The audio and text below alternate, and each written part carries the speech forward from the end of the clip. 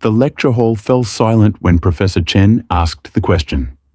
Not the respectful silence you'd expect in an academic setting.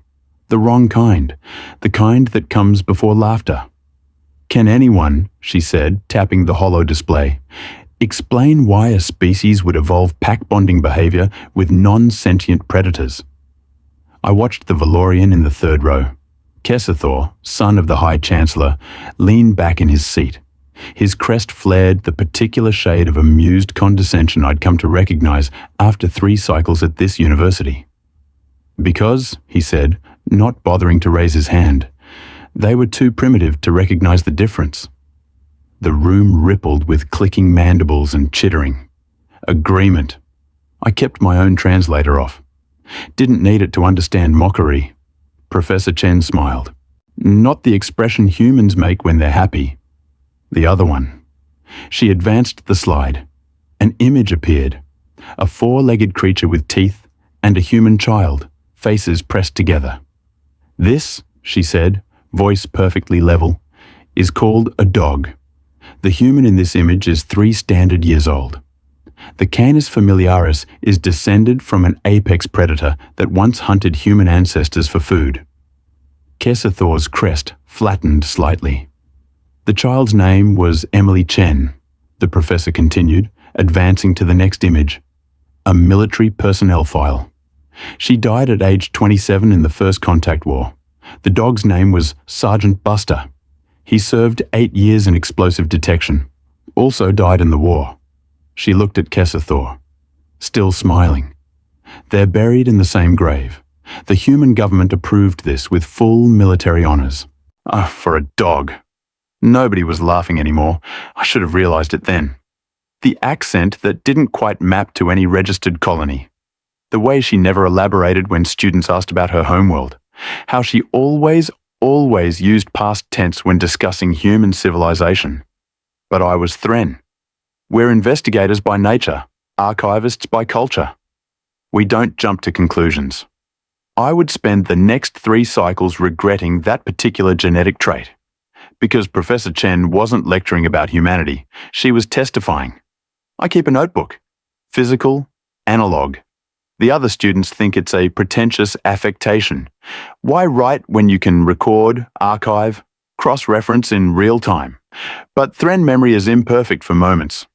We remember patterns, data sets, probability curves, the smell of a room the moment before everything changes. Toss, that evaporates. So I write. First day. Comparative Xenopsychology 301.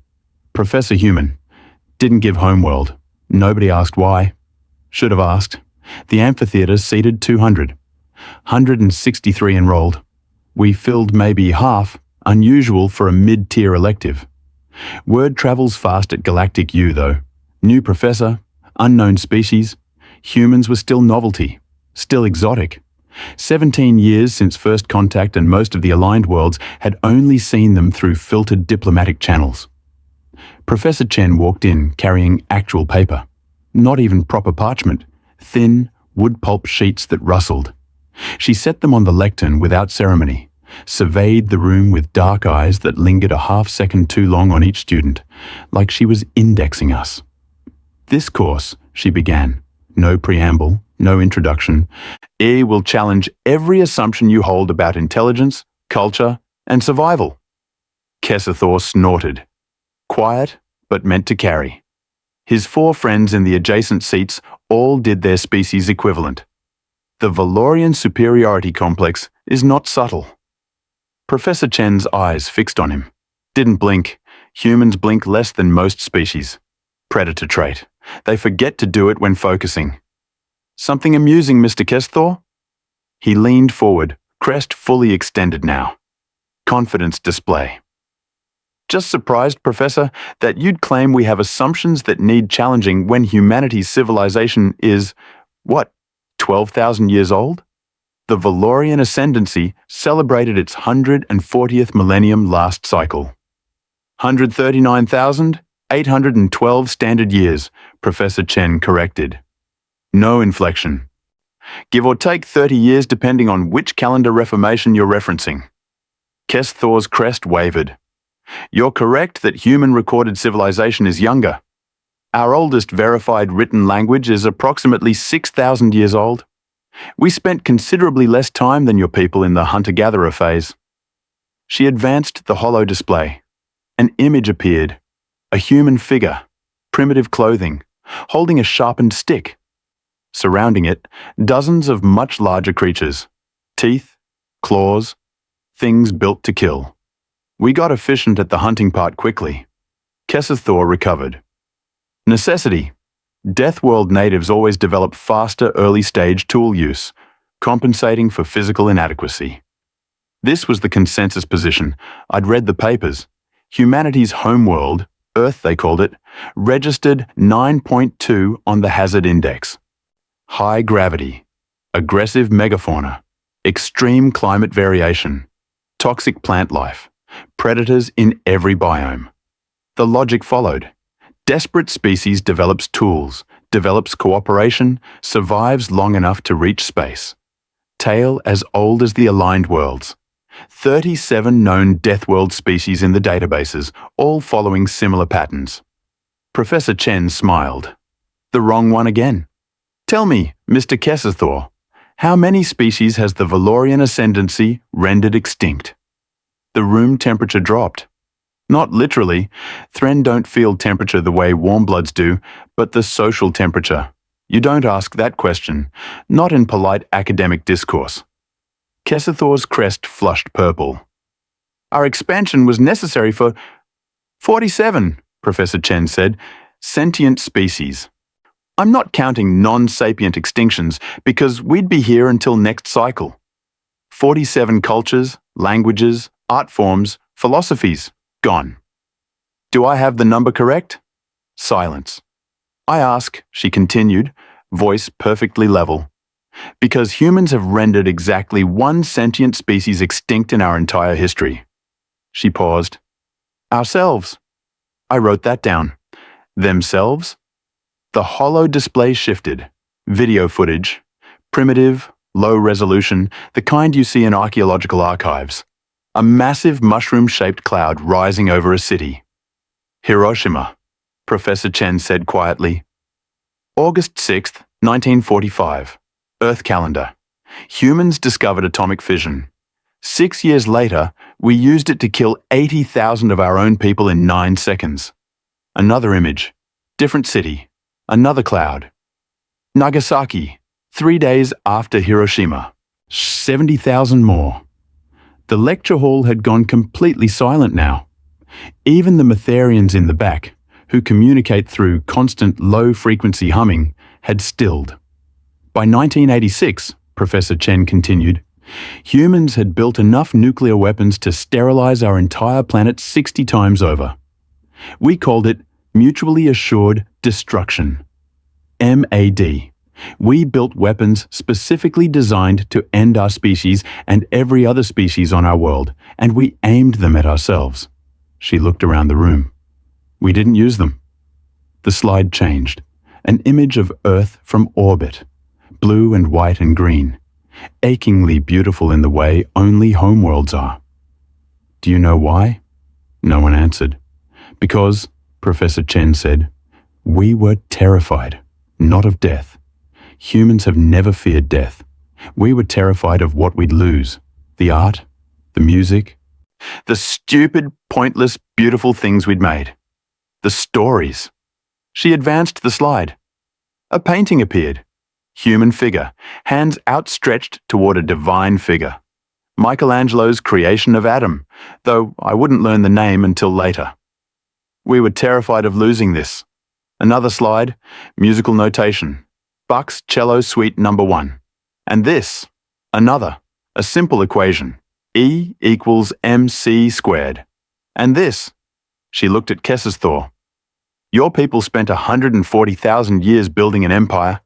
Humans spent 12,000 years terrified of ending the only civilization we'd ever have. These aren't the same thing. Thor said nothing. Professor Chen closed the holo display. This course will examine 37 documented cases of human behavior that defy standard xenopsychological models. By the end of semester, and you will understand why humanity poses an unprecedented challenge to existing theories of intelligence and culture. She paused. Or you'll fail. Either way, you'll understand. I approached her after class. Stupid, probably. Should have waited. Should have processed. But Thren curiosity is a survival trait. We investigate before the moment passes.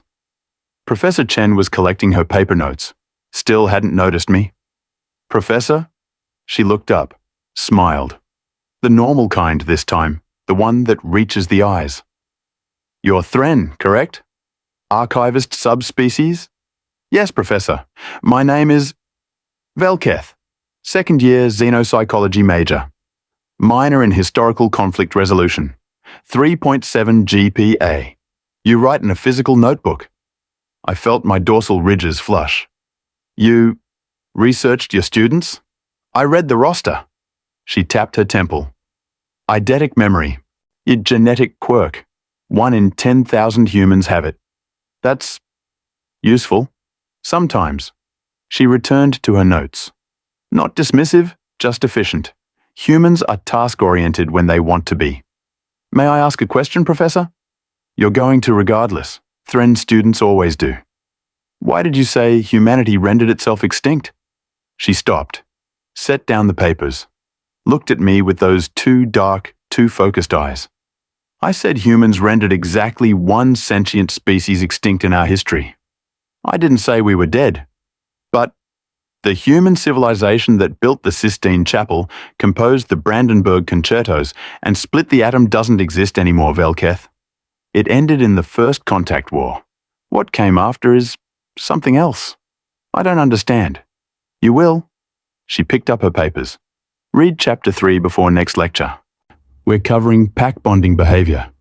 She left. I wrote in my notebook, Professor Chen uses past tense for human civilization. Why? Stupid question. I'd figure it out soon enough. The semester proceeded normally for 3 weeks. Normal, meaning Professor Chen systematically dismantled every assumption I'd ever held about intelligence. Week 2. Tool use. She showed us footage of a human child, 4 standard years old, using a stick to retrieve candy from a puzzle box. Standard intelligence test. The child succeeded in 47 seconds. Then she showed us a crow, actual bird, non-sapient, brain the size of a human thumbnail. It solved the same puzzle in 33 seconds. Intelligence, Professor Chen said, is not the same as tool use. Humans aren't the only species that builds, as we're just the only species that builds without knowing why we build. She advanced the slide. Image of a massive stone structure. Thousands of human figures, primitive clothing, dragging enormous blocks up a ramp. The Great Pyramid of Giza, built 4,500 years ago. Took 20 years. Employed 100,000 workers. Served no practical purpose. Kesethor's crest flared. That's absurd. No species commits that level of resources without purpose. It was a tomb, Professor Chen said, for one dead human. We built a mountain to house a corpse. Why? Because we missed him. She said it simply. The pharaoh was dead. His people were sad. So they built a mountain that would outlast civilizations to prove their sadness mattered. She looked around the room. Humans are not logical. We're emotional creatures who learned to use logic as a tool. This is backwards from every other sapient species in the aligned worlds. It makes us dangerous. Week 3. Aggression. She showed combat footage. Human soldiers. Actual First Contact War recordings. I recognized the timestamp. Battle of Kepler 442b. The route. The massacre where the Valorian Third Fleet lost 60,000 troops to a human force 1/10 their size. I'd read the after-action reports. Brutal close-quarters fighting. Unprecedented aggression. Possible berserker psychosis. Professor Chen played the footage without commentary. Human soldiers, faces covered in mud and blood, fighting with rifles, knives, rocks, their bare hands. One clip showed a human, arm clearly broken, bone visible, using the shattered limb to beat a Valorian warrior unconscious before retrieving a weapon and continuing to fight. The lecture hall was silent. Humans, Professor Chen said quietly, have kill switches. Psychological limiters that prevent most sapient species from harming their own kind. We evolved them same as you. She paused the video on a frozen image. Human soldier, face locked in an expression I couldn't pass. Rage, fear, joy. We learned to turn them off. Kessathor stood, crest fully extended, purple with anger. This is propaganda. You're showing us... Sit down, Mr. Kessathor. It wasn't loud, wasn't threatening, but something in her voice made every student in the amphitheater freeze. Kessathor sat. Professor Chen continued. Humans discovered something other species haven't. Violence is a learned behavior. We can train ourselves to do it, then train ourselves to stop. We can turn it on and off like a tool. She advanced the slide. Different footage. Same soldiers. Post-battle. Humans treating wounded Valorian prisoners. Gently, carefully. One human soldier holding a cup of water to a dying Valorian's mouth, murmuring something the audio couldn't capture. This footage, Professor Chen said, was taken 4 hours after the previous clip. Same soldiers. They fought like demons, then stopped fighting and became medics. She looked at Kessathor. Your people fought wars for 140,000 years. You never learned to stop. Humans learned in 12,000. That's not because we're better. It's because we had to learn or we'd kill ourselves. Week 4 changed everything. Professor Chen started the lecture without preamble. Today, we discuss extinction events. The hollow display showed Earth, that beautiful blue-green marble.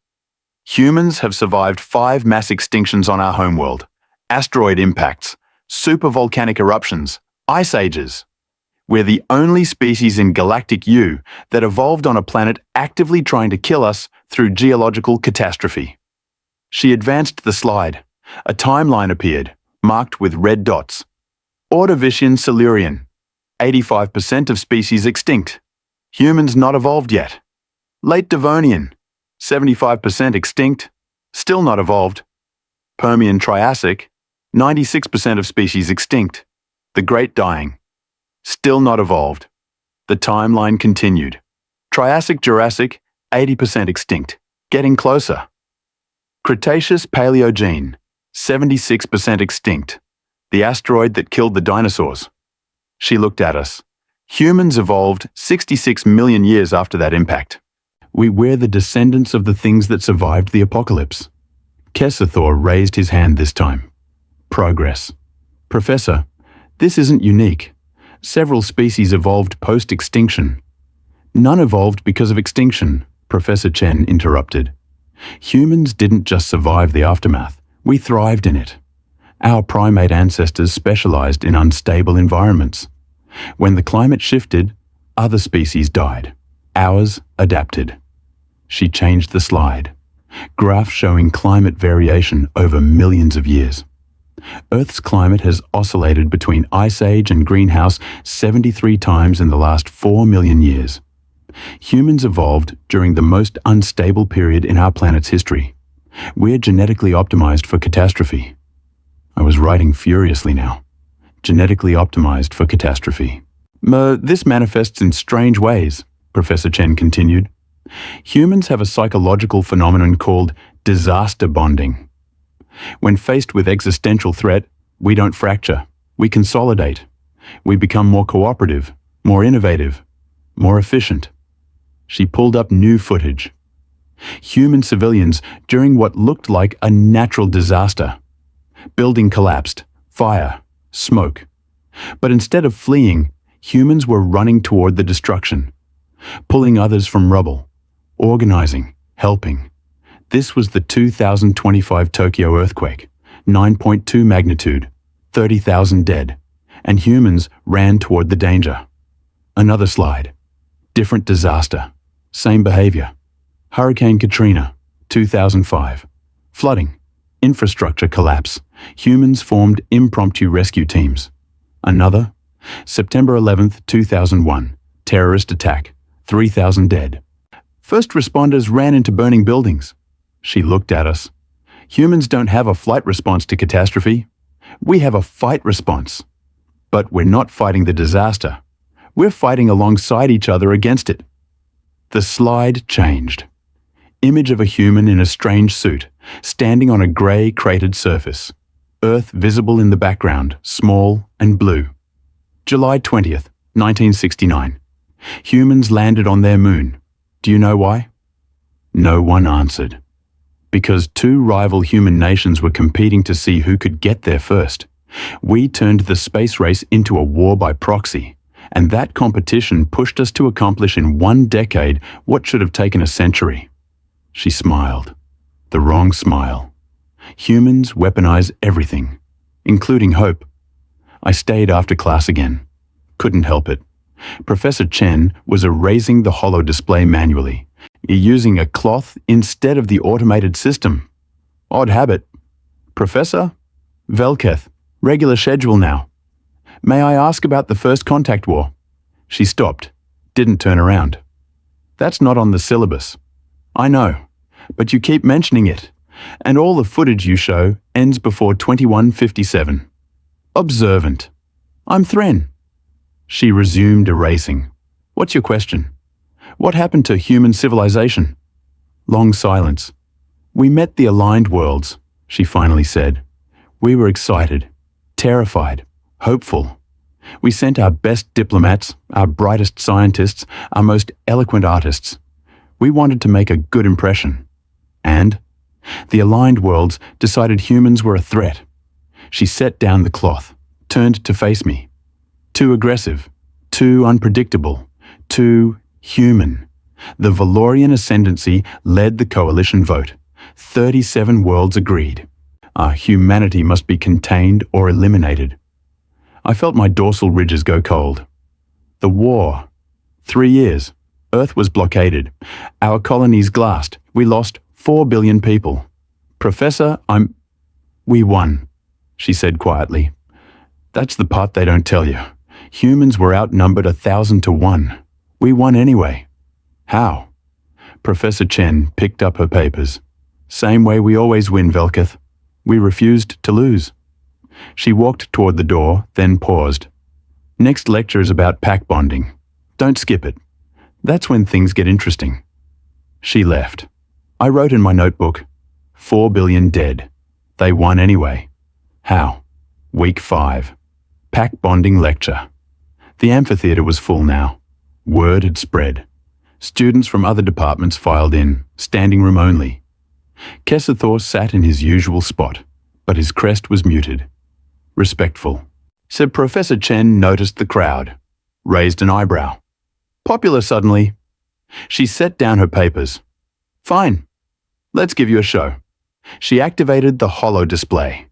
Image of that same creature from the first lecture. The dog.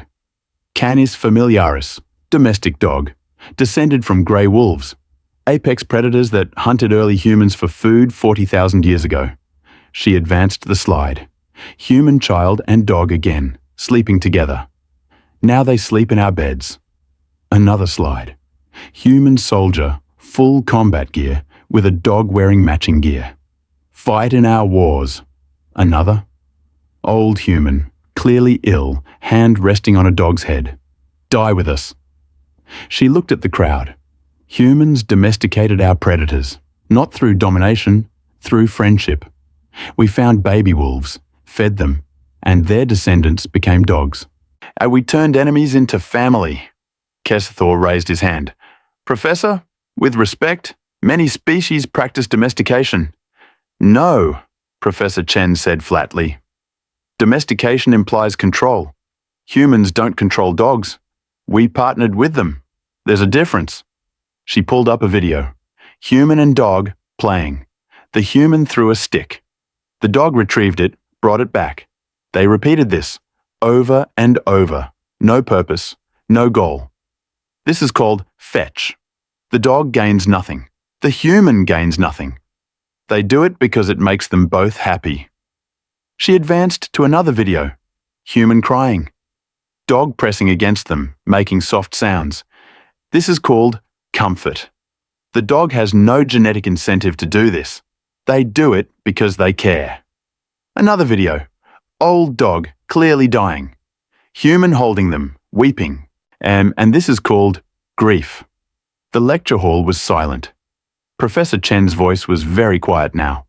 Humans pack bond with anything. Dogs, cats, birds, fish, robots. We found rocks in space and named them. We sent robots to Mars and cried when they stopped transmitting. We're genetically compelled to care about things. She looked at us. Do you understand what this means? No one answered. It means humans can't hate you without effort. Our default state is affection. We have to train ourselves not to care. She pulled up new footage. First contact war again. But different scenes. Human medics treating alien wounded. Human soldiers sharing rations with prisoners. One clip showed a human cradling a dying Metherian warrior, humming something, matching the frequency the Metherian used for their death song. During the war, Professor Chen said, human soldiers kept adopting enemy combatants. Not taking prisoners, adopting. They'd capture Valorian warriors and start calling them names, nicknames, teaching them human languages, sharing photos of their families back home. Kessathor's crest was completely flat now. Command had to issue orders prohibiting fraternization because human soldiers kept trying to make friends with the people trying to kill them. She turned off the holo display. This is humanity's greatest weakness and our greatest strength. We can't stop caring, even when we should, even when it's logical, even when it kills us. She looked directly at Kessathor. Your people spent 140,000 years conquering. Humans spent 12,000 years making friends.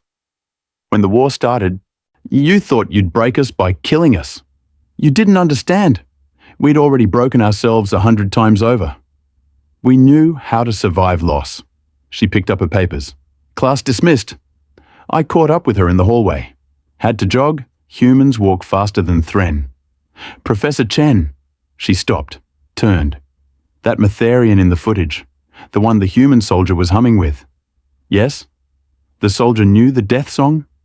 Most human combat units had linguistic specialists. Part of first contact protocols. But that soldier was wounded too. I saw the blood.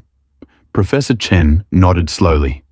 He died about 30 seconds after the Metherian did. Why did he? Because the Metherian was scared, and humans can't watch someone die scared without trying to help. She started walking again. Well, even when helping kills us. I wrote in my notebook, they can't stop caring. Then I underlined it 3 times. Week 6 started with screaming. Not real screaming.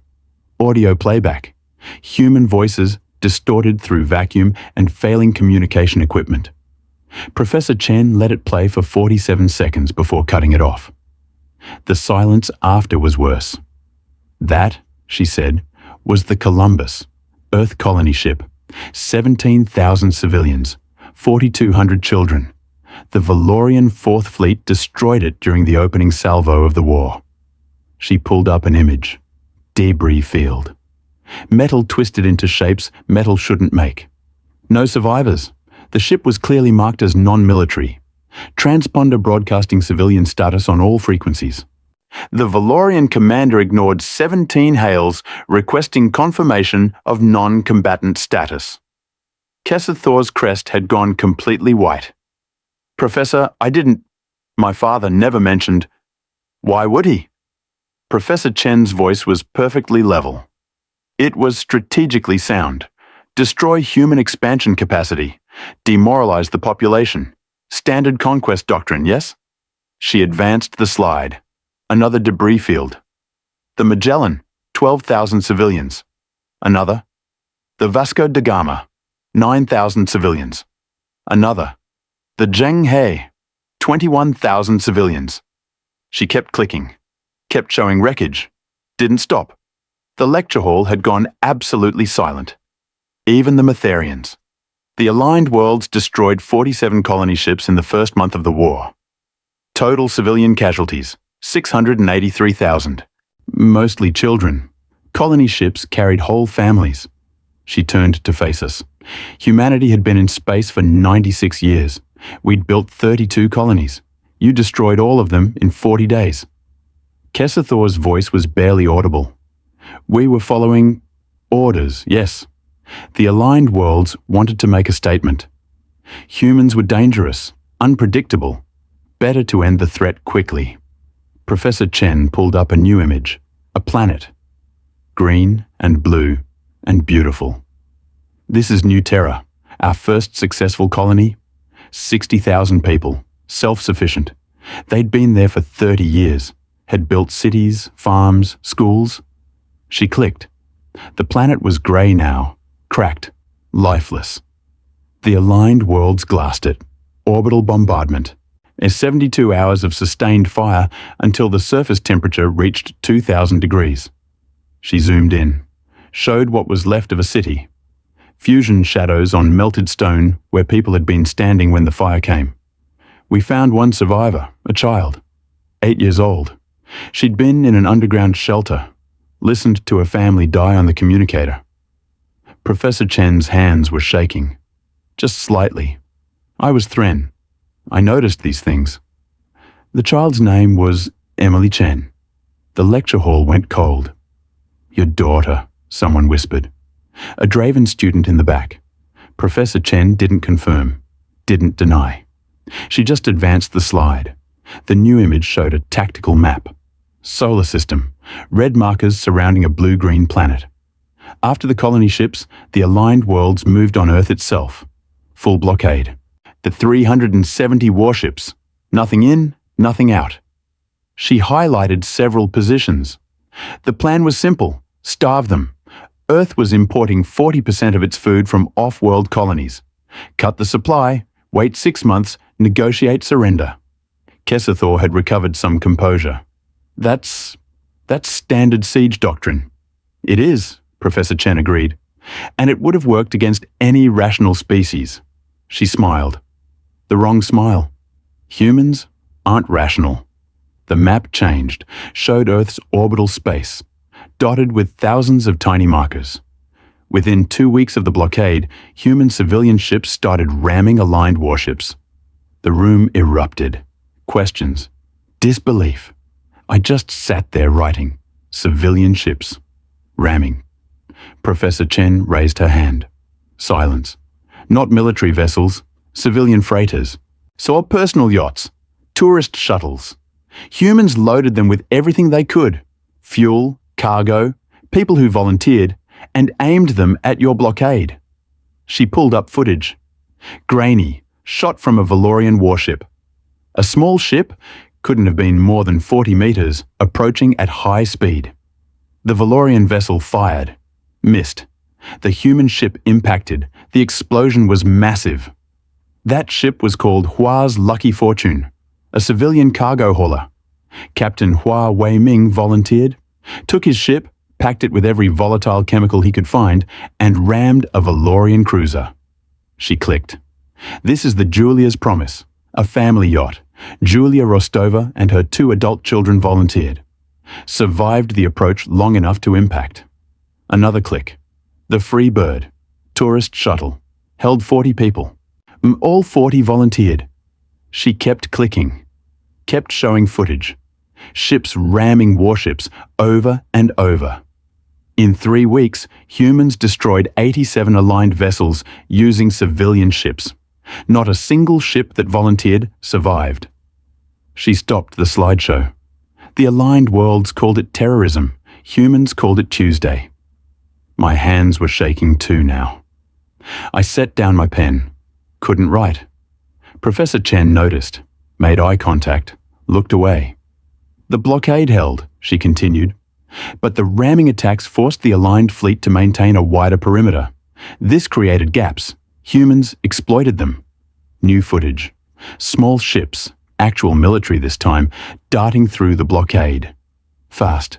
Erratic. The aligned vessels fired. Hit maybe 1 in 10. Human pilots flew like they were insane. Because they were. Earth was starving. The food riots had started. People were dying, so human pilots stopped flying defensively. She zoomed in on one ship. Showed the pilot through the canopy. Young. Maybe 20 standard years. face locked in concentration. This is Lieutenant Sarah Kowalski, 22 years old, flew 17 supply runs through the blockade, brought food, medicine, seeds. The footage showed her ship taking hits. Atmosphere venting. She kept flying. She died on run number 18, made it through the blockade. Ship broke apart during atmospheric entry. Professor Chen's voice was very quiet now. Her last transmission was, "Cargo's good, use the seeds." She clicked, showed wreckage, scattered across a field, and next to it, humans collecting containers. Carefully, gently. They recovered 40% of the cargo, including the seeds. Week 7. And the lecture hall was packed, standing room only, students sitting in the aisles. The university had tried to move us to a larger venue. Professor Chen refused. "Intimacy matters," she'd said. She started without preamble. "Today we discuss the Battle of Kepler 442b. Every student in the room knew that name. The turning point, the massacre, the battle where everything changed. The aligned worlds sent 60,000 troops to secure the planet. It was uninhabited, no strategic value. But it orbited inside the Goldilocks zone, perfect for colonization. She pulled up tactical maps. The Valorian Third Fleet landed, established a base, standard occupation protocol. Kessathor's crest was completely flat. He knew what was coming. Humans sent 6,000 troops. The numbers appeared on the display. 60,000 versus 6,000. 10-1 odds. The aligned worlds expected easy victory. Valorian warriors are trained from birth. Your species has 40,000 years of military tradition. She looked at Kessathor. You were going to teach the upstart humans how war is properly conducted. Click. Footage appeared. Helmet cam. Valorian soldiers' perspective. They were advancing through dense forest, standard formation, by-the-book tactics. Then the trees exploded. Not metaphorically, literally exploded. The Valorian formation scattered. Voices shouting in confusion. The helmet cam spun, showing nothing, no enemy. Just smoke and screaming. Humans invented something during the war, Professor Chen said over the chaos. We called them ghost tactics. You couldn't find what you couldn't predict. The footage continued. Valorian soldiers firing at shadows, at sounds, at nothing. Then humans appeared. Not from ahead, from behind, from the sides, from underground.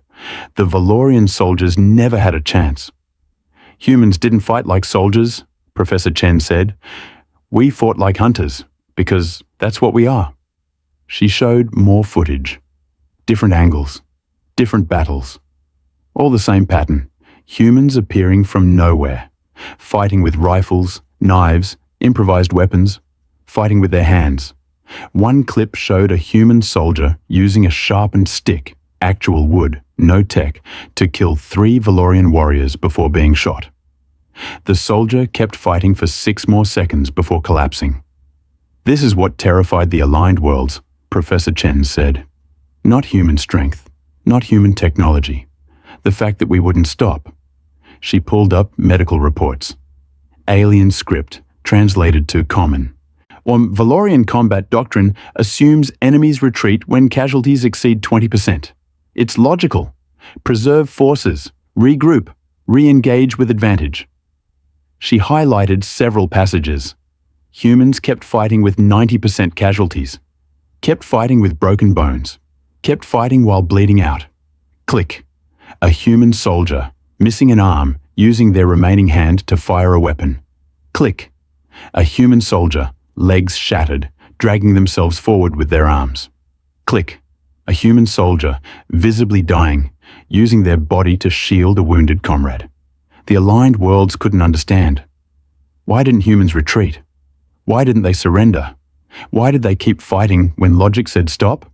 She looked at us. Because humans don't fight for logic. We fight for each other. The footage from Kepler 442b got worse. On close quarters combat. Humans and Valorians locked together. No tactics, no strategy, just violence. But after each engagement, After the Valorian forces retreated, the humans did something unexpected. They stopped fighting and started helping. This footage is from 6 hours into the battle, Professor Chen explained. Humans had taken this position. Standard procedure would be consolidate, prepare for counterattack. The video showed human soldiers instead treating wounded Valorians, setting up a medical station, offering water. One Valorian warrior, badly wounded, tried to refuse. A human soldier, face covered in blood and mud, carefully tilted the warrior's head back and helped them drink anyway. The Valorian soldier's name was Kesamara, Professor Chen said quietly. Fourth daughter of the High Chancellor. Kesathor stood, a crest blazing. That was my sister. Professor Chen nodded. I know. She's in the third row, seat 12. Every head turned. A Valorian female sat there, older, battle-scarred. Crest muted with what I'd learned was Valorian shame marking. Tell them, Professor Chen said. Kesmara stood slowly. Her voice was rough. The human gave me water, then bandaged my wounds, then sat with me and showed me pictures of his family. She paused.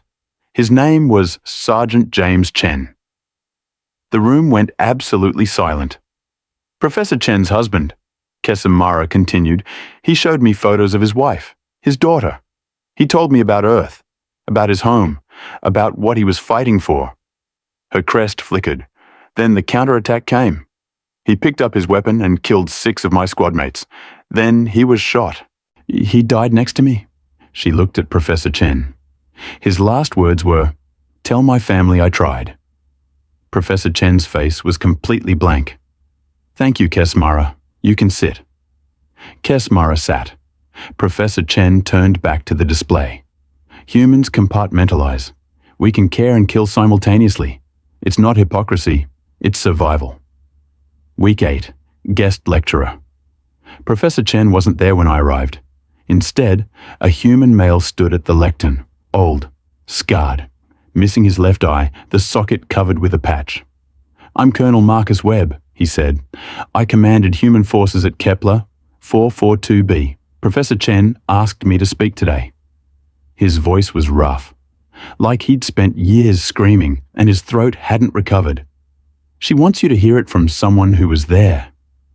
He pulled up the tactical map, showed human positions, Valorian positions. We were outnumbered 10 to 1, outgunned, cut off from supply. Command expected us to hold for 3 days, then evacuate. He smiled, not Professor Chen's wrong smile, a different kind, sad. We held for 47 days. The map changed, showed troop movements, Valorian forces advancing, human positions shifting, collapsing, reforming. We lost 60% of our forces in the first week. Standard doctrine says retreat. We couldn't, nowhere to go. He clicked, showed a particular position. This was Hill 441, 23 human soldiers. Valorian forces sent 2,000 troops to take it. Click. The humans held for 6 days. Click. 3 survived. He looked at us. Do you want to know how? No one answered. They refused to die. He pulled up footage, helmet cam again. Human soldiers, exhausted, wounded, to still firing. One soldier ran out of ammunition, picked up a rock, kept fighting. That soldier's name was Private Emma Rodriguez, 19 years old, geology student before the war. The footage showed her hitting a Valorian warrior with the rock, again, until the rock broke. Then she used the shards. She survived, Colonel Webb said. Went back to school after the war. Graduated. She's a professor now. Teaches at Mars University. He clicked. Different footage. Different soldier. This is Corporal Liu Zhang. He'd been a chef. Volunteers when the war started. The footage showed Liu Zhang fighting hand-to-hand with 3 Valorian warriors. He lost. They killed him. But before he died, he'd wounded all 3 badly enough that they couldn't continue fighting. Liu Zhang bought his squad 15 minutes, Colonel Webb said. They used those minutes to reposition. All survived. He turned off the display. Humans measure success differently. We don't count victories. We count how many of our people made it home. Colonel Webb took questions. Kessathor raised his hand first. Colonel, why didn't you retreat? You could have regrouped, waited for reinforcements. No reinforcements were coming, Webb interrupted. Earth was blockaded. We were on our own. But strategically, strategy doesn't matter when you're fighting for your species' survival. Webb's remaining eye was hard. Every day we held Kepler was another day Earth had to prepare. Another day for civilians to evacuate. Another day for our scientists to find a solution. Did they? A Matharian student asked. Find a solution? Webb smiled. You're here, aren't you? That means we won. So yes. How? Wrong question, Webb said. The question isn't how we won. It's why you lost. He pulled up an image. A Valorian warrior captured, sitting in a human prisoner camp. This warrior's name was Thelcross. He fought at Kepler. We captured him during week 3. The image showed the warrior looking confused, surrounded by human soldiers who were offering him food. Thelcross couldn't understand why we weren't executing him. Valorian protocol is to kill captured enemies. We gave him medical treatment and asked him about his family. Webb clicked, showed another image. Same warrior, weeks later, sitting with human soldiers, laughing. By week 6, Thelcross was teaching humans Valorian tactics, not because we tortured him, because we made him feel guilty. Kessathor's crest flared. That's psychological warfare. It's called empathy, Webb corrected. We showed him pictures of Earth, of our families, of what we were fighting for. Then we showed him what the aligned worlds had done to our colonies. He clicked, showed images of destroyed colony ships, children's toys floating in debris fields. Thelcross broke, not from torture, from understanding what he was part of. Webb looked at Kessathor. Your people spent 140,000 years conquering. You never learned that wars aren't won by killing enemies. They're won by convincing enemies to stop fighting. Week 9. Professor Chen returned. She looked tired. More tired than I'd ever seen her. Colonel Webb showed you how we held Kepler 442b, she said. Today, I'll show you how we won the war. She pulled up a star chart, showed Earth, showed the blockade. Month 4 of the war. Earth's food reserves were critical. Rioting had escalated. The population was starving. She highlighted a section of the blockade. Here, a weak point.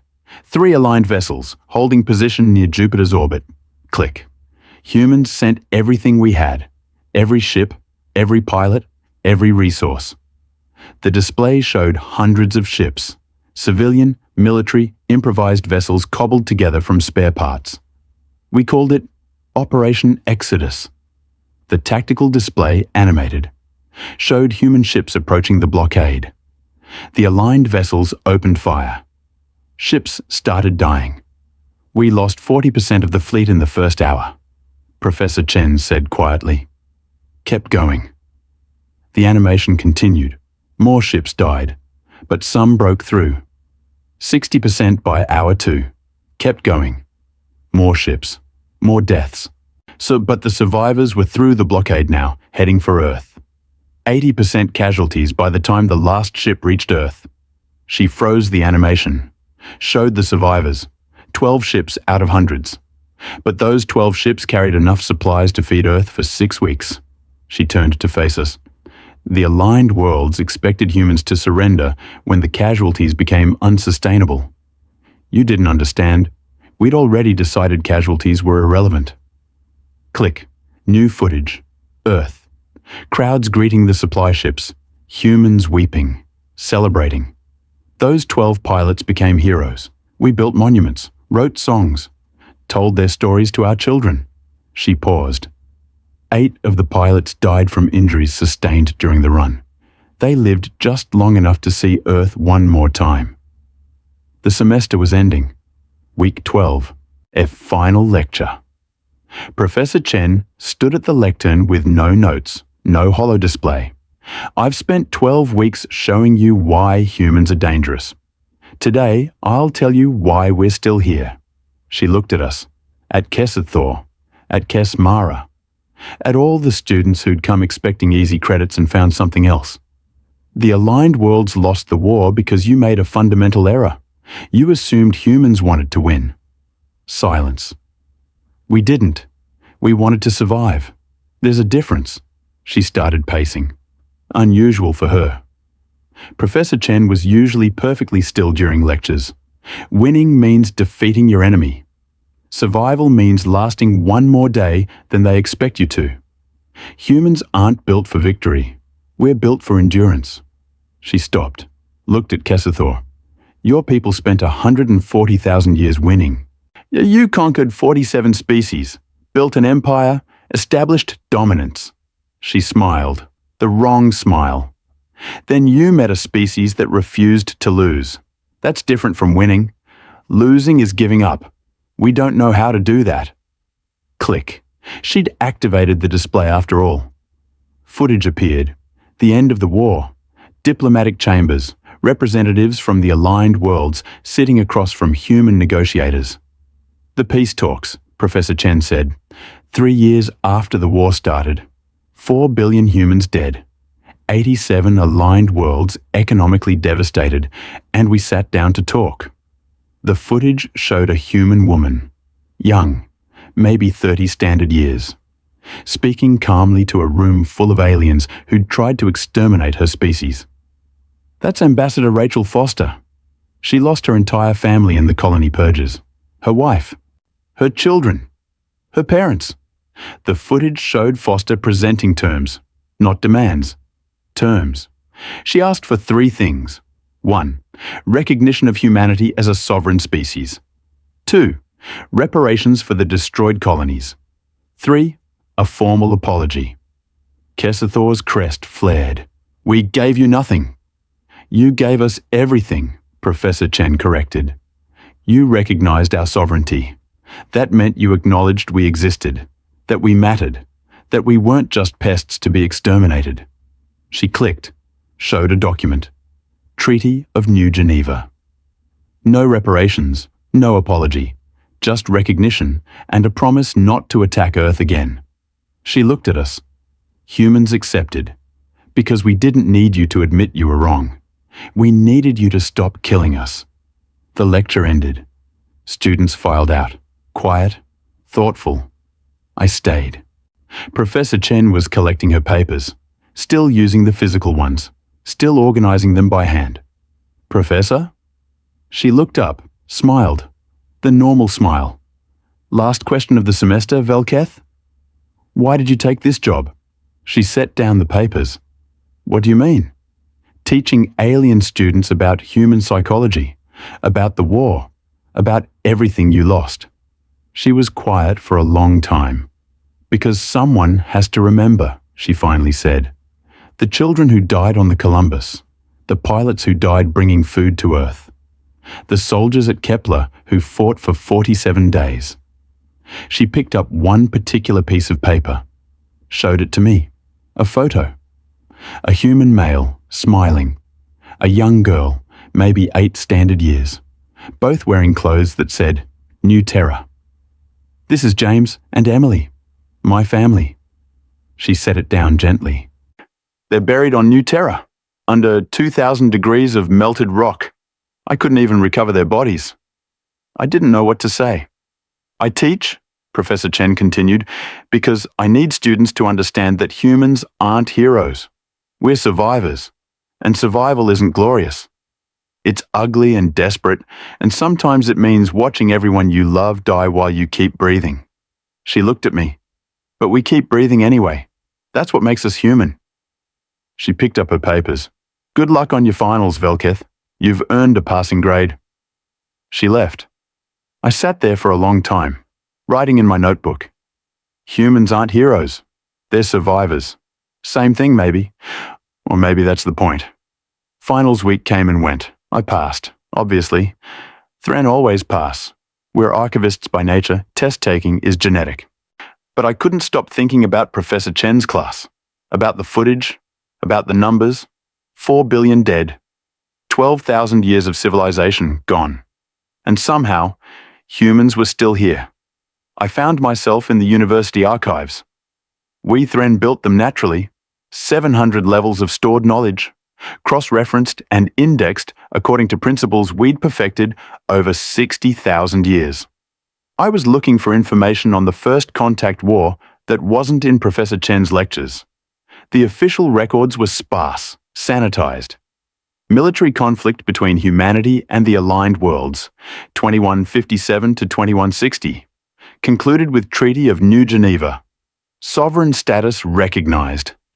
Nothing about the colony ships. Nothing about the civilian casualties. Nothing about Kepler 442b. But Thren archives don't just store official records.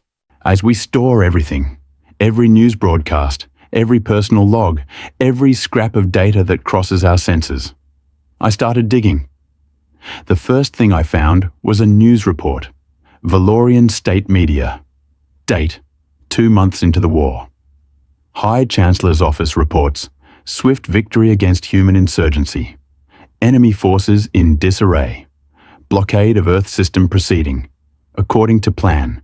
Complete capitulation. Expected within 6 weeks. I cross-referenced. Found another report. Same source. 4 weeks later. Valorian Third Fleet successfully occupies strategic position on Kepler 442b. Human resistance minimal. Commander projects full planetary control within 10 days. Then nothing, no updates, no reports. Complete silence on Kepler 442b for 6 weeks. Then, finally, Valorian Third Fleet reports tactical withdrawal from Kepler 442b. Redeployment to core territories for strategic regrouping.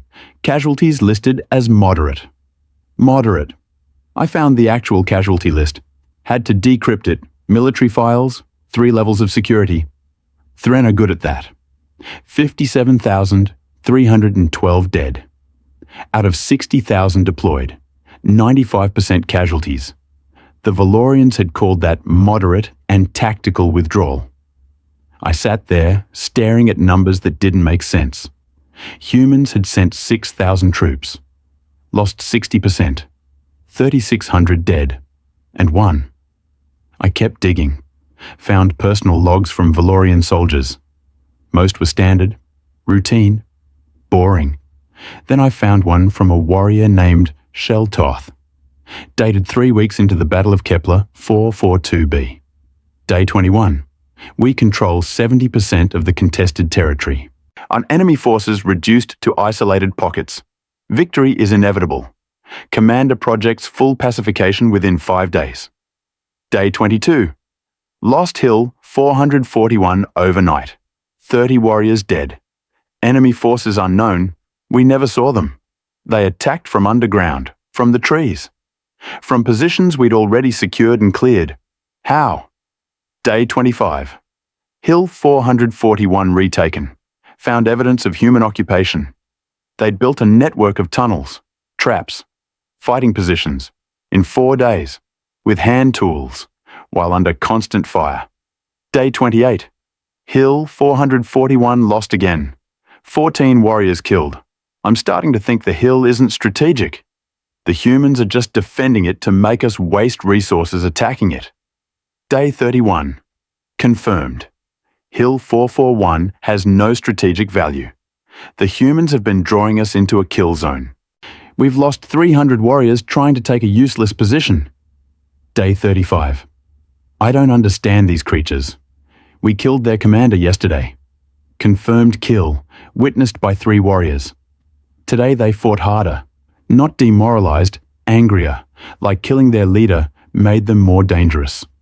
The log entries got shorter, more desperate. Day 40. We're requesting additional forces. The humans won't retreat.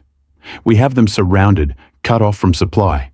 They should be starving. They're hunting, eating local fauna, recycling their dead for nutrients. Holy depths, they're eating their own. I stopped reading, went back, read it again. Recycling their dead for nutrients. I searched for confirmation, found medical reports, human remains recovered from contested zones. Showed evidence of systematic processing. They'd been eating their dead. Not ritualistic, not cultural, survival. I felt sick. Thren don't vomit, but I understood the urge. I found more logs, different soldiers, same story. The humans wouldn't stop. Couldn't stop. One Valorian warrior wrote, "I killed 3 humans today. The first one died immediately. The second kept fighting for 6 minutes with a punctured lung. The third dragged himself 20 meters to retrieve his weapon before expiring. I am decorated. I am trained. I have killed 47 beings in service to the Ascendancy, and I am terrified of these humans." Another, "We captured a human soldier yesterday. Female, wounded. We offered medical treatment in exchange for tactical information. She laughed at us. Then she asked if we had children. We said yes. She showed us pictures of her family, all dead. Colony ship is destroyed in the opening attacks. Then she asked us why we were fighting. We couldn't answer. She died before we could question her further. I think she chose to die rather than give us information. I don't understand these creatures." And another, "Day 43. I'm writing this against orders. Command says we're winning. They're lying. We started with 60,000 warriors. We have maybe 7,000 combat effective. The humans started with 6,000. Best estimates put them at 1,500 remaining. But those 1,500 have fortified positions we can't break. They have supply lines we can't cut. They have morale we can't shake. And they're still killing us." The log ended there. I checked the warrior's status. Killed in action. Day 45. 2 days before the Valorians withdrew. I went to Professor Chen's office. Unannounced. Inappropriate, probably. Didn't care. She was there, working through paperwork. Physical, of course. "Velketh."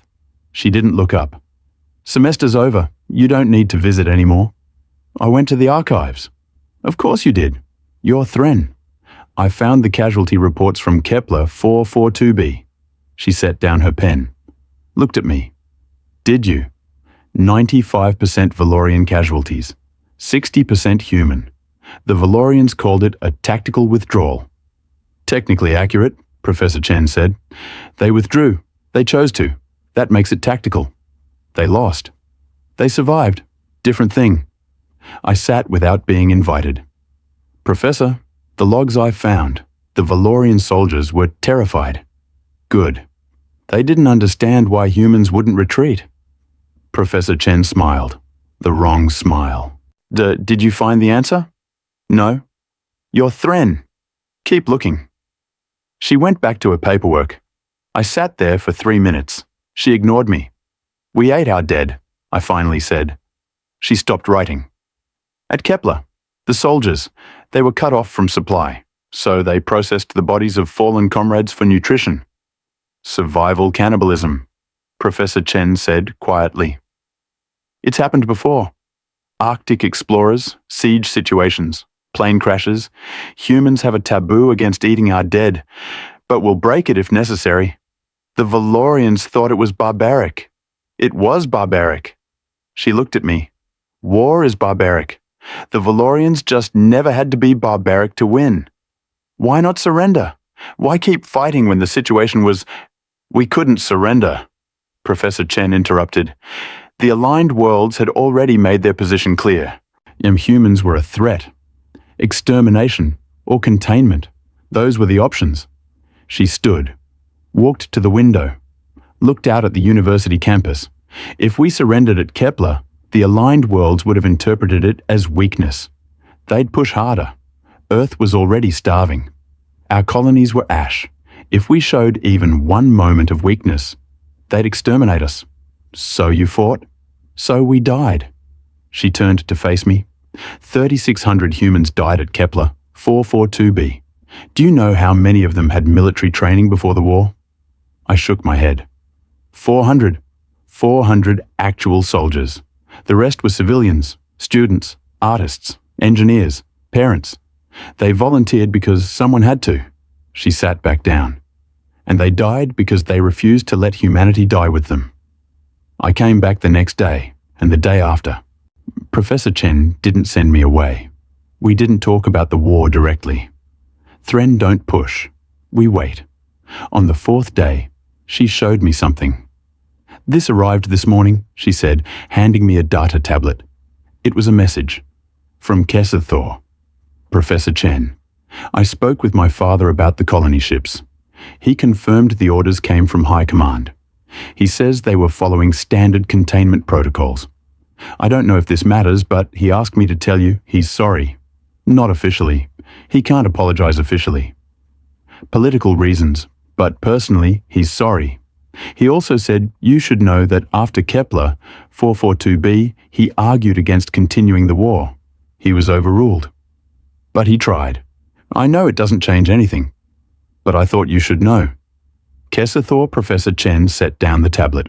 Or his father commanded the fleet that destroyed the Columbus. 17,000 people. 4,200 children. Does the apology matter? I asked.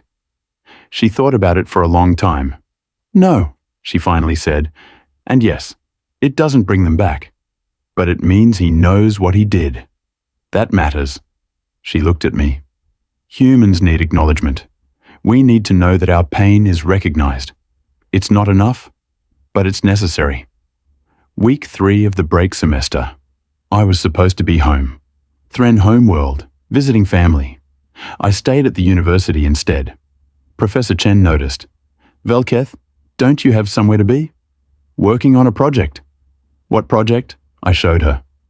I'd been compiling data, every reference to the First Contact War I could find, every news report, personal log, tactical analysis, casualty list.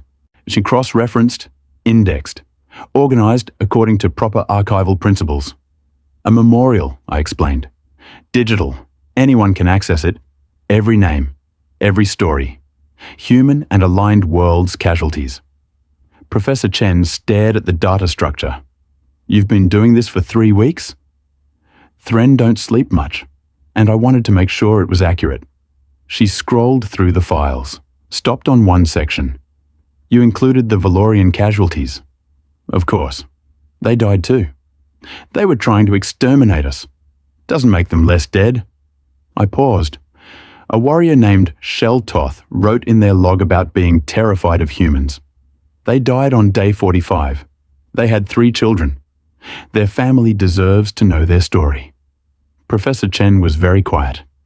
Why are you doing this? Velketh? Because you said someone has to remember. I gestured at the data. I'm Thren. Archiving is what we do. And this, all of this, deserves to be remembered accurately.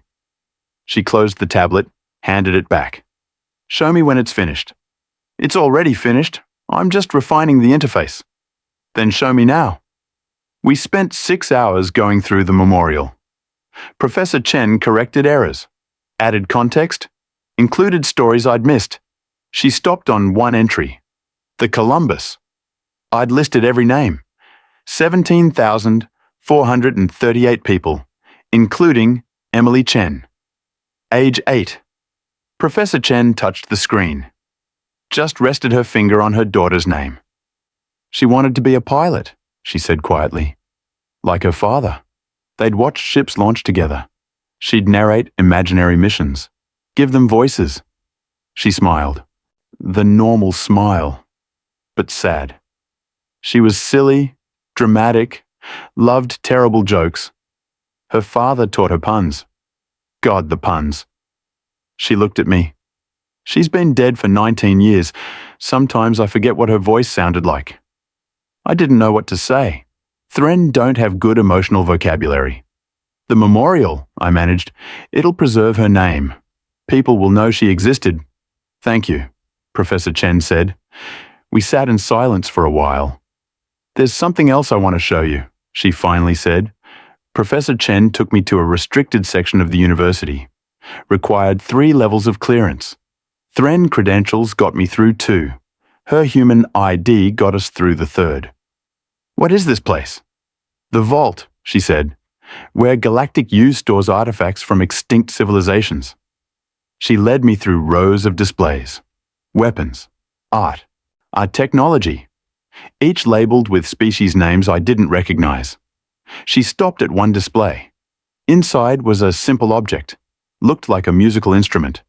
Strings stretched across a wooden frame. This is from the Thamar civilization. Valorian ascendancy rendered them extinct 11,000 years ago. Total cultural genocide. This is the only surviving artifact of their entire species. She moved to the next display. A book.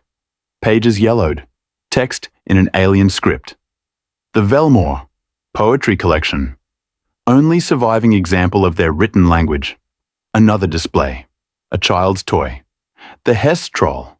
They had a tradition of carving toys for children who died young. The toy would be placed in their grave. This is from the last Hess troll child. The Valorians destroyed their homeworld 3,000 years ago. She looked at me. This is what conquest looks like, Velketh.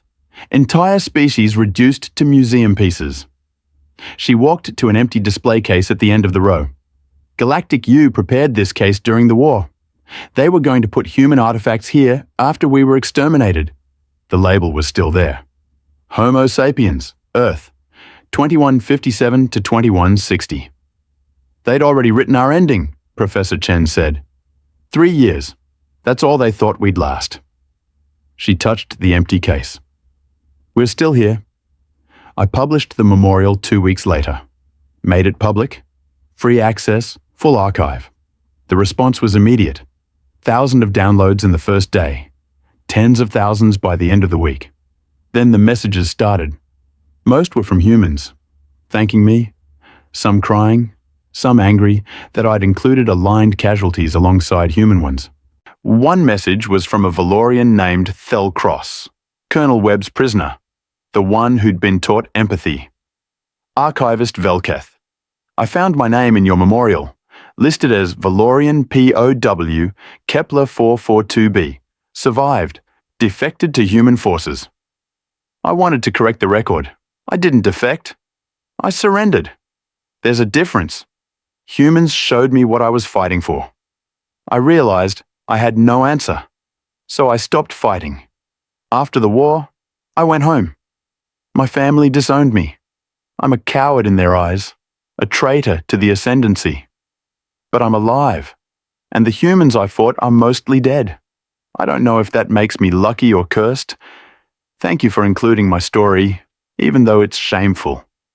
Thelcross, I showed the message to Professor Chen. She read it twice. Shame, she said. See, he feels shame for surviving. Do you understand that? Yes. She handed back the tablet. Survivor's guilt. Very human emotion. Interesting that Valorians feel it too. Should I reply? She thought about it. Tell him shame means he's learned empathy. That's not weakness. It's growth. The semester restarted. I enrolled in Professor Chen's advanced seminar. Human Cultural Adaptation Post-Contact. Smaller class, 12 students, all from her introductory course. All scarred by what we'd learned.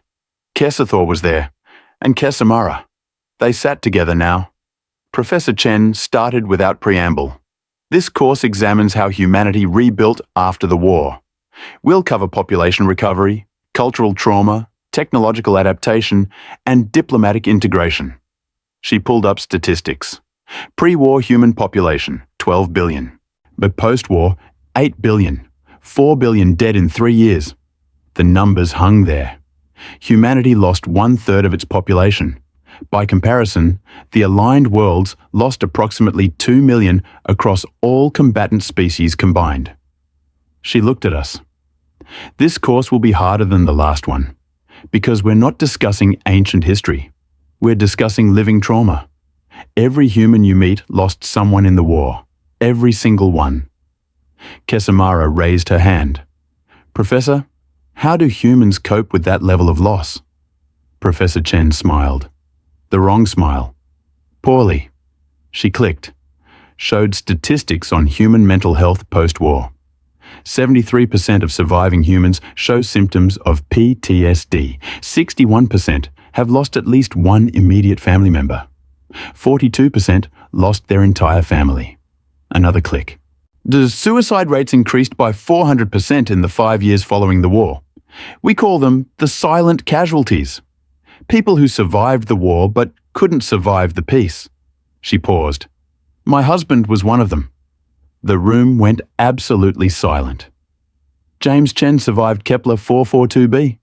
Came home, tried to rebuild, lasted 3 years before he walked into the ocean and didn't come back. Her voice was perfectly level, like she was reading from a report. They found his body 6 days later. Autopsy showed he'd swallowed rocks to make sure he'd sink. Kessethor's crest had gone white. Professor Chen continued, "This is what war actually looks like. Not battles, not heroics.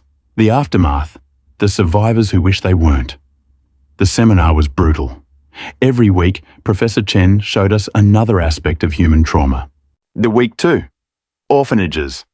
Earth had 3 million children who'd lost both parents in the war. Facilities were overcrowded, understaffed. The children had no one. Week 3, economic collapse. The destroyed colonies had been major food producers. Earth's population was too large for the planet's carrying capacity. Rationing continued for 8 years after the war ended. Week 4, cultural fragmentation. Different human populations blamed each other for the war. Should have negotiated better. Should have prepared better. Should have surrendered sooner. Humans almost destroyed ourselves again, Professor Chen said. Not from external threat, from internal fracture. We were so traumatized, we started turning on each other. Week 5, recovery. But we didn't, she said. Destroy ourselves, I mean. We rebuilt. She showed footage of humans clearing rubble, replanting crops, reopening schools. Slowly, painfully. But we rebuilt. One clip showed a group of human children, orphans, based on the setting. They were singing. Professor Chen translated the song. Tomorrow comes, though yesterday was dark. Tomorrow comes, we'll kindle up a spark. Children's song, she explained. Written in 2162, 2 years after the war ended, it became an anthem. Humans sang it at rebuilding sites, at memorial services, at weddings. She played more of the song. We've lost so much, but we're still standing here. Tomorrow comes, so let's dry every tear. Her voice was quiet. Humans process trauma through art. We make songs, write books, create memorials. It's how we remember, without being destroyed by remembering. Week 8. Guest lecturer again, a human woman, young, maybe 25 standard years. I'm Dr. Emma Rodriguez, she said. I recognized the name. Private Rodriguez, the geologist who'd fought at Kepler 442b with rocks when she ran out of ammunition. Professor Chen asked me to talk about life after war. She pulled up an image. Herself, in military uniform, covered in mud and blood. This was me at Kepler, 19 years old, geology student. I'd never held a weapon before the war. Another image, same person, different context. Lab coat, clean, smiling. This is me now, Professor of Planetary Geology, Mars University. I have 3 graduate students and a dog named Rock. She smiled. Yes, I named my dog Rock. Geologist humor. The class didn't laugh. We were all too stunned. I killed 6 Valorian warriors at Kepler, Dr. Rodriguez said calmly. I remember all their faces. I see them sometimes when I sleep. She paused. But I also remember the human soldiers who died next to me, and I remember promising them I'd live. So I did. She clicked, showed her research, planetary formation, mineral composition, standard academic work. This is what I do now. I study rocks. I teach students. I take my dog for walks. She looked at us. People ask me how I can do normal things after what I experienced. The answer is, I have to. Because if I don't, then the war never ends. She pulled up one more image. A memorial. Names carved in stone. This is at Mars University. Lists everyone from our unit who died at Kepler. I visit it every week. She touched the screen, highlighted one name. This was Corporal Liu Zhang, The chef. He saved my life by buying my squad 15 minutes. Another name. This was Private Jackson Moore, 18 years old, wanted to be a musician, died holding position while we evacuated wounded. Another. Lieutenant Sarah Kim. She was my commanding officer. Took a bullet meant for me. Dr. Rodriguez looked at us. I live for them. I live the life they should have had. Every accomplishment, every discovery, every stupid joke I tell my students, it's for them.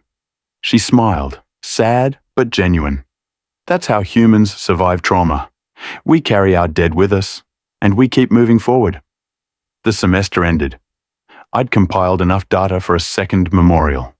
The silent casualties, human post-war losses. Professor Chen helped me verify names, confirm deaths. We found James Chen's entry. Chen, James Marcus. Sergeant, 1st Earth Marines. Survived Kepler 442b, died 2016 3 Earth. Cause, suicide. Survived by wife, Dr. Sarah Chen. No children. Professor Chen stared at it for a long time. You listed no children, she said quietly.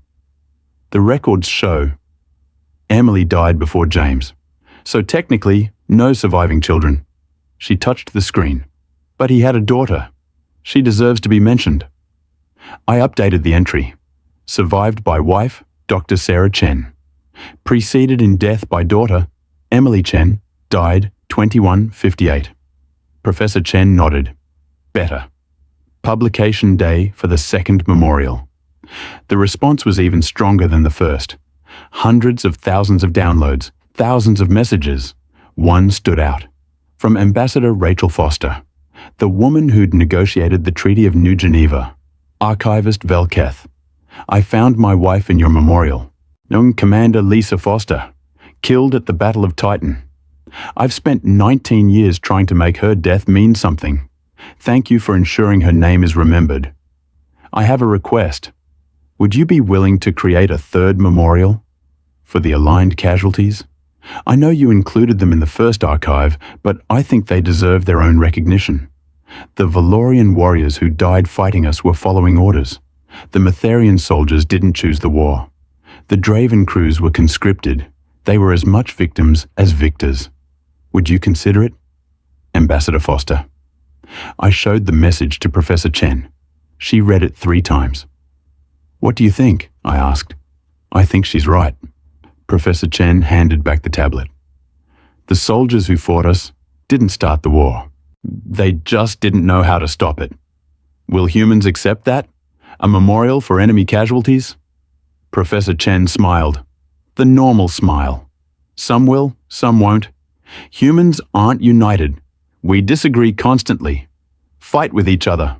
Argue about everything. She paused. But we're very good at eventually doing the right thing, even when it takes us too long to get there. I spent 4 months on the third memorial. Aligned casualties, military and civilian losses, first contact war. Every name I could find, every soldier, every civilian killed in combat zones or by human forces. 2,300,000 names. I published it on the anniversary of the Treaty of New Geneva. The backlash was immediate. Human groups called me a traitor. How dare I memorialize the people who tried to exterminate humanity? Valorian groups called me a propagandist. How dare I reduce proud warriors to victim status? The Matherian Council issued a formal complaint. The memorial was anti-aligned propaganda. I almost took it down. Professor Chen stopped me. Leave it, she said. Let them be angry. But humans were angry when you listed aligned casualties alongside ours. We got over it. The aligned worlds will too. She looked at the complaint messages. Anger means they're confronting the reality of what happened. That's necessary. Is it worth it? She smiled. The wrong smile. Truth is always worth it. 6 months later, I got a message. From Kesethor's father, the High Chancellor, Archivist Velketh. I reviewed your memorial for aligned casualties. My daughter Kesamara assisted in verifying several names. And I found the list of warriors from the 4th Fleet. My command, 6,812 killed in action. I knew most of them, trained with many. Their families received official notifications of heroic deaths in service to the ascendancy. Your memorial lists them differently. Killed in war of aggression against humanity. Victims of political failure. I was offended. Then I realized you were correct. Those warriors died because I gave orders. Because the council voted for war. Because we were afraid of humans and chose violence over understanding. I cannot apologize officially. Political reality prevents it. But personally, I acknowledge responsibility. The warriors under my command deserved better leadership. Humanity deserved better first contact. I will spend the rest of my life ensuring neither mistake is repeated. When High Chancellor Kesaval I showed it to Professor Chen. She read it silently. "Is this enough?" I asked. "A private apology?" "No," she said, "but it's a start." She looked at me. "Change doesn't happen all at once, Velketh. It happens in small moments. Private acknowledgements, individual growth. This," she tapped the message, "is one moment. How many moments until things actually change?" "All of them," she said. "Every single one." My final project for Professor Chen's seminar was a comprehensive analysis. Cultural evolution, how humanity and the aligned worlds adapted post-contact. I presented it to the class. 12 students, all changed by what we'd learned. I showed statistics. Pre-war, humans were isolationist. 97% of humans never left Earth. Post-war, 43% lived off-world. Humans had integrated into aligned society at every level. Humans didn't retreat after the war, I explained. They expanded, joined the Galactic University, entered diplomatic service, started businesses, married aliens. I clicked, showed marriage statistics. Human-alien marriages increased from 0 pre-war to 12,000 post-war. Humans are biologically compatible with 17 aligned species. They're forming families with former enemies. Kesamara raised her hand. How do they process that? Forming families with species that tried to exterminate them? I asked Professor Chen that question, I said. I pulled up her response. Recorded with permission. Professor Chen's voice filled the lecture hall. Humans compartmentalize. We can hold two contradictory truths simultaneously. The Valorians tried to kill us. And individual Valorians are people worth knowing. We don't forgive the war, but we can form relationships with individuals who weren't responsible for it. It's not logical, but humans rarely are. I stopped the recording. Humans rebuilt by refusing to let the war define them. They chose connection over isolation, integration over separation. I showed more statistics. Aligned worlds' cultural adaptation. Meanwhile, the aligned species are learning from humans. Valorian military doctrine now includes psychological warfare training, adapted from human tactics. Matherian diplomacy incorporates emotional appeal, learned from human negotiators. Draven education systems teach creative problem-solving, human methodology. I looked at the class. Both sides are changing. Not erasing the war, not forgetting, but learning from each other. Kesathor raised his hand. Is it working? Define working. Are we better than we were before the war? I thought about it. No, I finally said. We're different. Whether that's better depends on perspective. Graduation day. I received my degree in xenopsychology. Top of my class. Thren usually are. Professor Chen was there, watching from the faculty section. After the ceremony, I found her. Congratulations, Velketh. She smiled. The normal smile. What's next for you? I've been offered a research position. Thren Homeworld. Archival work. That's excellent. I turned it down. She raised an eyebrow. I applied to doctoral programs instead. Human psychology. Cross-cultural trauma studies. Where? Mars University. Dr. Rodriguez is there. She agreed to be my advisor. Professor Chen's smile widened. Emma will be an excellent mentor. I want to continue the work, I explained. The memorials, the research, Understanding how species process collective trauma. Why? Because someone has to remember, I said. You taught me that. She was quiet for a moment. You'll do well, Velketh. Thren are natural archivists, and you've learned to care about what you're archiving. That's rare. She handed me something. A physical book. Actual paper. What is this? My personal logs. From the war. I want you to include them in your research. I opened it. Saw handwritten entries, dates, names, details I'd never found in official records. Professor, this is everything I never said in class. She looked at me. The parts I couldn't talk about. The moments that didn't fit into lectures. The truth that's too messy for academic discourse. Why give this to me? Because you'll preserve it accurately. Without judgment. Without agenda. She paused. And because I trust you to understand what it means. I carefully closed the book. Thank you, Professor. Thank you, Velketh, for remembering when remembering is hard. 5 years later, I defended my doctoral dissertation. Collective Trauma and Cultural Adaptation, a comparative study of post-war recovery in humanity and the aligned worlds. The committee included Professor Chen, Dr. Rodriguez, and 3 aligned scholars. I passed. My research was published, distributed across the aligned worlds, used in diplomatic training, incorporated into military academies. The memorials I'd created became official archives, recognized by the Galactic Council, preserved in perpetuity.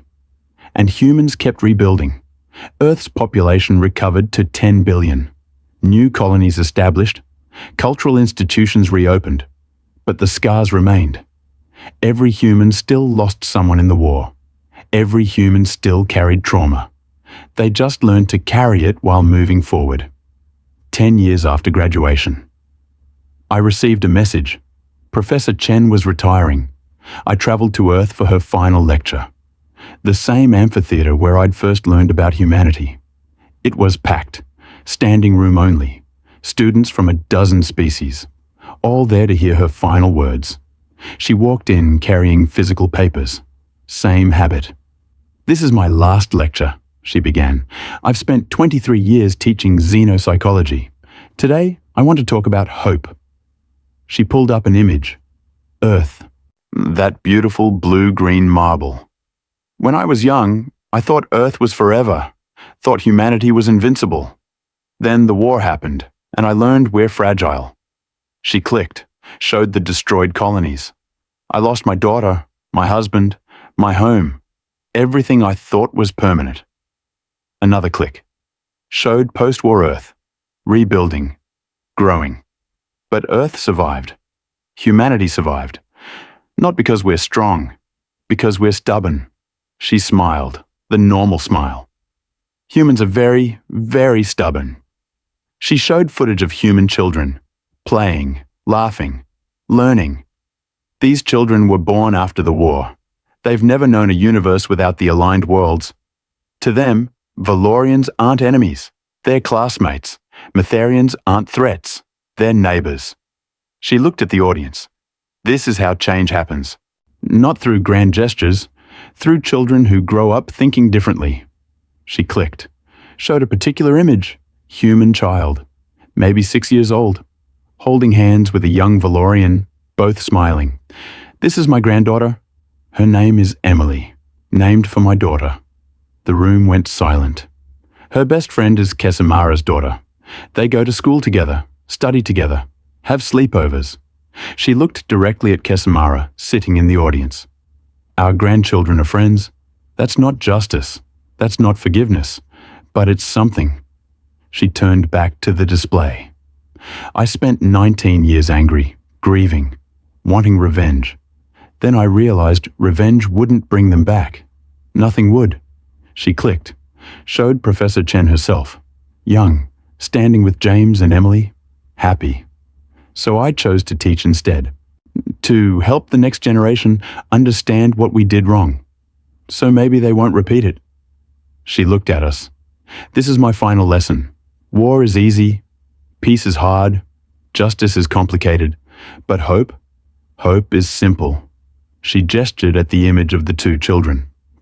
Hope is children who don't know they're supposed to be enemies. After the lecture, I approached her. Professor Chen. She smiled, tired but genuine. Dr. Velketh, congratulations on the doctorate. Thank you for everything. You did the work. You showed me why it mattered. She collected her papers. Last time she'd do this ritual. What will you do now? I asked. Rest, she said. Maybe write. I have stories left to tell. Will you publish them? Maybe, if I can find the words. She looked at me. Keep doing the work, Velketh. Keep preserving the truth. Even when it's hard. Especially when it's hard. I will. She started to leave, paused. Your memorials saved lives, you know. What? Suicide rates dropped after you published them. Humans found their loved ones' names, felt seen, remembered. She looked at me. 3,000 humans alive today specifically because of your work. How do you know? I asked, researched, verified. She smiled. I'm a psychologist. Data is what I do. She handed me one final piece of paper. This is a list. Every person who wrote to say your memorials helped them choose life over death. 3,000 names. I stood there, holding the list, unable to speak. Professor Chen touched my shoulder. Brief. Human gesture of comfort. Someone has to remember, Velketh. You're doing it right. She left. I stood in the empty amphitheater, that holding 3,000 names. People who lived because someone remembered. 20 years after the war. I was appointed head archivist of the Galactic Memorial Project. Official position. Recognized by all aligned worlds. My job, preserve the complete history of the First Contact War. Every perspective, every story, every truth. The project included testimony from survivors, human and aligned, soldiers and civilians, winners and losers. We interviewed thousands of people. One interview stood out. An old Valorian warrior, Thel Cross. The prisoner who'd learned empathy. He was dying. Requested to give testimony before the end. I want to tell the truth, he said, while I still can. We recorded everything. He talked about the war, about fighting humans, about being captured, about the moment he realized he was fighting for nothing. For the human soldier showed me pictures, Thelcross said. His family, his home, things he loved. He paused. I couldn't explain why I was trying to kill him. I had no answer. His crest flickered. Valorian display of shame. So I surrendered. Not because humans defeated me, because I defeated myself. He looked at me. Is that cowardice? No, I said. That's wisdom. He smiled, weak but genuine. Thank you for recording this. My family won't acknowledge it, but maybe someone will learn from it. He died 3 days later. We included his full testimony in the archives. Unedited, unfiltered, truth. 30 years after the war, the Galactic Council issued a formal resolution. The First Contact War, official acknowledgement of shared responsibility. Every aligned world signed, including the Valorian Ascendancy. The resolution included acknowledgement of military aggression against humanity, recognition of civilian casualties, commitment to preventing future conflict, establishment of joint human-aligned memorial sites. Not an apology. Politicians don't apologize. But acknowledgement. Official, public, permanent. Professor Chen attended the signing ceremony. She was old now. 73 standard years, human lifespan. I stood next to her as the representatives signed. Is this what you wanted? I asked. She watched the ceremony, silent for a long time. No, she finally said. I wanted my daughter back, my husband, the 4 billion humans who died. She paused. But this is what we get. Acknowledgement, truth, a promise to do better. She looked at me. It's not enough, but it's real. The memorial sites were built. 7 locations. 1 on each primary aligned homeworld. 1 on Earth. Each site listed every casualty. Human and aligned. Military and civilian. No hierarchy, no judgment, just names. I designed the Earth Memorial. Simple stone. Names carved in alphabetical order. No distinction between species. Chen, Emily, age 8, New Terra Colony. Chen, James Marcus, Sergeant, Kepler 442b, survived war, died 2016-3. Foster, Lisa, Commander, Battle of Titan. The list continued. 4 billion names. Professor Chen stood at the memorial on dedication day. She found her family's names, touched the carved stone. "This is good," she said quietly. She traced Emily's name with her finger. She would have liked this, being remembered with everyone else, not special, not separate, just remembered. She looked at the memorial, at the endless names. "That's all we wanted," she said. To be remembered." Professor Chen died 3 years after the memorial dedication. Peacefully, in her sleep. Surrounded by family. She'd remarried, another human. They had children, grandchildren, a full life after loss. I attended her funeral. Hundreds of people came. Humans, Valorians, Metherians, Draven. Every species she'd taught. Kesamara spoke at the service. Professor Chen taught me that enemies can become friends, that understanding requires listening, that truth matters even when it hurts. She paused. She showed me pictures of her family, the ones she lost, and she didn't hate me for being Valorian. She just wanted me to understand. Kesamara's crest flickered. Valorian grief display. I understand now. Too late to change what happened, but not too late to honor what she taught us. Dr. Rodriguez spoke next. Professor Chen saved my life. Not at Kepler, after, when I came home broken, when I couldn't see a future. She smiled through tears. She told me to live for the dead, to make their sacrifice mean something. So I did. She looked at the crowd. And I'm telling you the same thing. Live for her. Make her life mean something. Remember what she taught? We buried Professor Chen next to her husband and daughter. New Terra had been terraformed again. Rebuilt from the melted rock. The graves were simple. 3 stones. Emily Chen. 2150 to 2158. Beloved daughter. James Chen. 2131 to 2163. Beloved husband and father. Sarah Chen. 2128 to 2191. Beloved wife, mother, and teacher. I stood there after the funeral ended, after everyone left. Just me and 3 graves. I'd brought my notebook, the physical one I'd kept since her first lecture. I read through my notes.